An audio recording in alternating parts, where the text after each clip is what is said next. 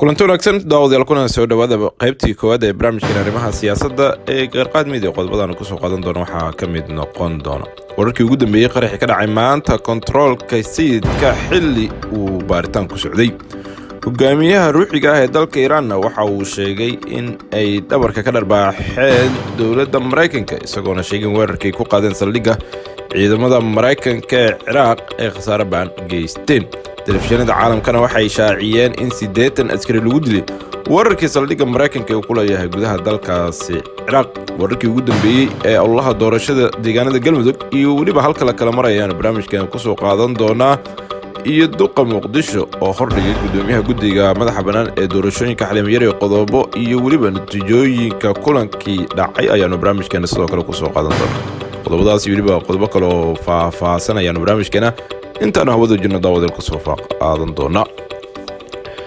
haddii aanu ku bilowno faahfaahin ayaa ka soo baxaya qarax gaari loo adeegsaday oo ka dhacay kontaroolka sayidka ee laga ilaaliyay madaxtooyada Villa Soomaaliya iyadoo qaraxu dhacay xilli saf uu ku jiray gaadiidka la hubinayo kontaroolka. wararka ayaana sheegay in qarax uu ahaa gaari waxyaabaha qarxa laga soo buuxiyo qofka naftii haligaa uu isku qarxiyey. khasaare kala duwan oo dhimasho iyo dhaawac leh ayaa la soo sheegayaa inuu qaraxa sababay iyadoo goobta ay ku gubteen gaarida wadada ku sugnaa. ciidamada ammaanka oo goobta soo gaaray ayaa wadada xiray waxaana gawaarida gurmadka degdega ay qaadeen dadkii waxyeelooday.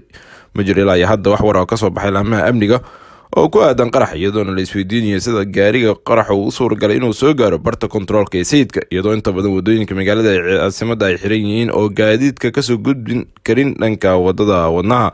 toddobaadkii hore ayay ahayd markii qaraxa weyn uu ka dhacay isgoyska ex control afgoy oo ku dhinteen dad ku dhow 100 ruux waxaana khasaaraha uu ahaa kii ugu dhimashada badnaa ee sanadkii hore ka dhacay gudaha Soomaaliya.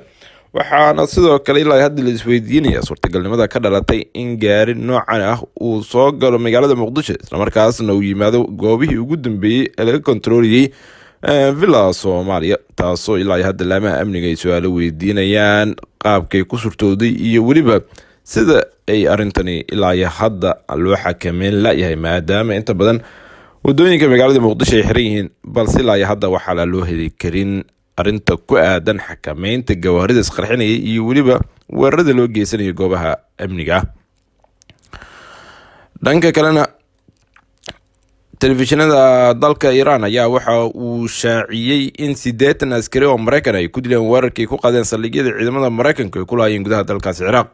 telefishinka dowladda Iiraan ayaa sheegay in 15 gantaal oo lagu weeraray laba saldhig oo Mareykanku lahaa aan midna dhexda laga qaban ama la iska difaacin sida uu sheegay. wararka ayaa sheegaya in weerarku khasaare ka soo gaaray diyaarado helicopter ah iyo weliba agabyo kale oo Mareykanku lahaa.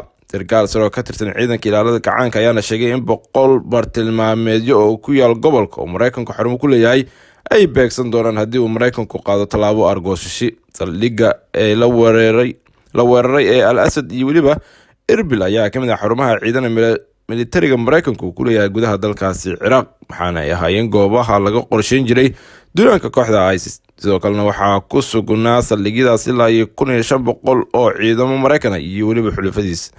saldhigga ciidamada cirka ee Al Asad ayaa ah xarumii ugu horeysay ee Mareykanku adeegsaday sanadkii 2003 xilligaas oo Mareykanku hogaaminayay dagaalka Ciraaq uu ku qaaday taasoo ah saldhigga ugu weyn uu ku leeyahay bariga dhexe marka la eego baaxadda saldhiggaas ciidamada ku sugan iyo weliba qorshayaasha uu Mareykanku ku leeyahay saldhiggaasi.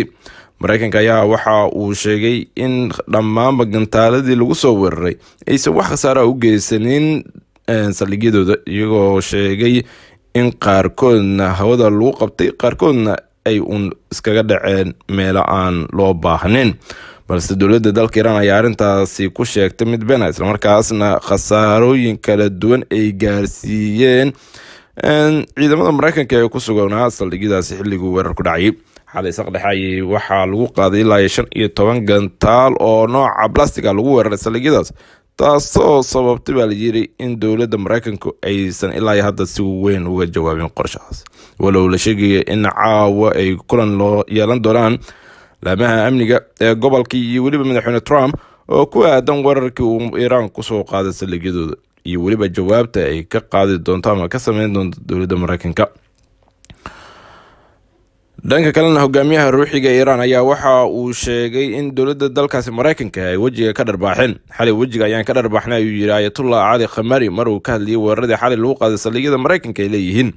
dalkaasi halkaas iskugu soo baxay ayaanu ku dhawaaqay Mareykanku ha dhinto, wuxuuna sidoo kale ku duray marka ay xaaladani timaado tilaabo militari oo keliya xal maahan. Ayatollah Khamenei ayaa oo ah ninka ugu awoodda badan dalkaas Iiraan ayaa sheegay inay ka argoosan doonaan dowladda Mareykanka, uuna sheegay in cadowgooda aysan marnaba u dhintin doonin. Mar uu ka hadlayay weerarkii xalay ay ku qaadeen saldhigyada Mareykanka uu ku leeyahay gudaha dalkaas Ciraaq ayuu sheegay in loo baahan yahay in Iiraan ay feejignaato, isla markaasna wax kasta oo kaga yimaado dowladda Mareykanka ay ka falcelin doonaan. wuuna sheegay in ay wajiga ka dharbaaxeen dowladda dalkaas Mareykanka.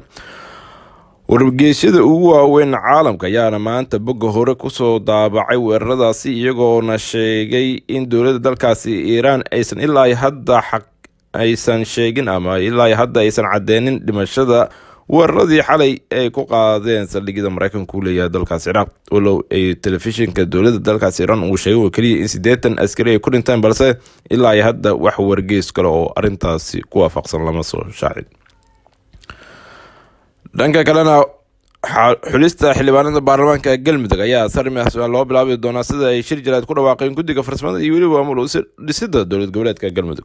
guddigan waxay sidoo kale sheegeen in la xaliyay dhammaan tabashooyinka ay qabeen beelaha qaar, sidoo kalena raaligelinta buuxda la siiyay bulshada Galmudug si dib u dhac ku yimid xulista xildhibaanada.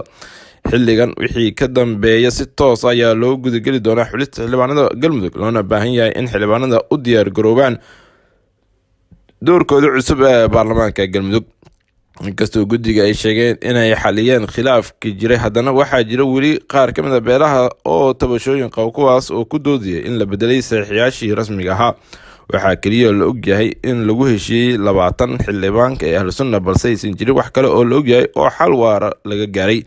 howsha qabashada doorashada Galmudug ayaa qaatay muddo ka badan, waxaana dowladda Soomaaliya lagu eedeeyay inay u qoran yihiin 69 xildhibaan iyadoo aysan jirin hal oday dhaqameed oo arintaasi lagala tashtay. waxaan magaalada Dhuusamareeb kusoo wareejay Wasaare Kheyre oo wado olihii ugu dambeeyay iyo weliba qorshayaashii ugu dambeysay oo uu rabo in uu ku soo baxo shakhsi taageersan dowladda si doorashada u soo socoto ay guul uga gaaraan. waxaana la ogsan yahay in madaxweyne Farmaajo iyo weliba ra'iisul wasaare ay noqon doonaan musharaxiin madaxweyne xilliga doorashada ee 2020 dhamaadkeeda, waxaana ilaa hadda balse aan caddeyn nooca doorashada ee dalka ka dhici doonto. walow deegaanada Galmudug doorashadeeda ay waqti badan qaadatay, haddana waxaa la sheegayaa dowladda oo waqti badan gelisay arrintaasi darteed in ay noqon doonto in uu ka soo baxo shakhsi iyagu taageersan sida maamulkii hore ee Koonfur Galbeed oo kale. walow deegaanada Jubbaland ay arrintaasi iska xakameysay oo aysan dhicin, haddana waxaa laga dhowr sugayaa deegaanada Galmudug madaxweynaha ka soo bixi doona iyo weliba nooca uu noqon doono. ugu dambeynta, xarunta guddiga doorashooyinka madaxa bannaan ee qaranka Soomaaliya ayaa waxaa maanta tegay gudoomiyaha gobolka Banaadir Cumar Fayshin weli xubno ka tirsan maamulkiisa. waxaa kulanka ay la yeesheen xubno ka tirsan guddiga doorashooyinka madaxa bannaan ee qaranka Soomaaliyeed oo horkacaysa Xaliimo Yaray. ujeedka kulankan oo ahaa sidii loo dardargelin lahaa diyaargarowga lagu jiro doorashada oo amniga xamar loo adkeyn lahaa. waxa Cumar Farish hordhigay guddiga doorashooyinka madaxa bannaan ee qaranka Soomaaliya inay ka hor doorashada 2020 la cadeeyo maqaamka gobolka Banaadir si dadka reer Muqdisho matalaad u helaan. hay'adaha dowladda Soomaaliya Xaliimo Yaray waxay sheegtay in wasaaradda dastuurka looga baahan yahay inay arrimahaas si cad u soo bandhigto doorka gobolka Banaadir uu ku yeelanayo hay'adaha kale ee dowladda Soomaaliya, balse ay ka doodeen maanta arrimo wada shaqeynta guddiga iyo weliba maamulka dowladda hoose ee xamar. walow Cumar Farish uu ku adkeysanayo in la cadeeyo maqaamka gobolka Banaadir, haddana arrintaasi waxa ay soo jiitamaysay muddo 4 sano ah oo uu madaxweyne Farmaajo dalka madaxweyne ka yahay 3 sano ugu dambeysay, taasoo ilaa hadda aan dhicin. labadii gudoomiye iska bedelay gobolka Banaadir ayaa kala ahaa Jirar Yariso walaa naxariistay iyo weliba duqii hore gobolka Banaadir hadda caasimadda Muqdisho Taabid Cabdi ayaa dhammaantoodba waxa ay waqti badan geliyeen sidii loo cadeyn lahaa maqaamka gobolka Banaadir oo ilaa hadda aan cadeen marka ay noqoto doorashada iyo weliba matalaadda gobolka Banaadir, taasoo ilaa hadda aan la kala cadeynin. waxay arrintani aad walaac xoogan ugu haysaa 3 milyan oo qof ee ku nool gudaha Muqdisho, kuwaasoo aan wax xuquuq ku lahayn doorashada soo socoto ama wax matalaada ku heli doonin aan ka ahayn gudoomiye gobol iyo weliba gudoomiye degmooyin. taas ayaana la sheegaya inay noqoto caqabadaha ugu weyn ee gobolka banaadir horyaal muddooyinka ugu dambeysay walo ilaa hadda aan la cadeynin nooca doorasho ee dalka ka dhaceysa. haddana waxaa laga dhursugayaa qaamka gobolka banaadir in la cadeeyo doorashada ka hor. intaas ayaanu kusoo gabagabeynayna barnaamijkeena qaybta 1 iyo kulanti dambe nabadgelyo.